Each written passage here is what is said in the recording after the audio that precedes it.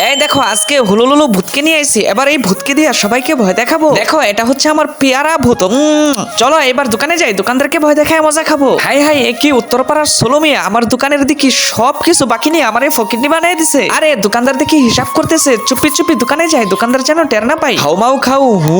ওরে বাপরে, হুলুলু ভূত রে, এই হুলুলু ভূত বলো তুমি আমার কাছে কি চাও? কিছু না রে, আমি তোরে খাবো রে। এ ভূত আমারে তুমি মাফ করো, আমারে তুমি খাইও না, তুমি যা চাইবা তাই পাইবা। তোরে খাবো না ঠিক আছে, কিন্তু আমারে অনেকগুলা মজা দিতে হইব। ভূত বাবাজি দাঁড়াও, তোমার আমি এখনই মজা দিতাছি।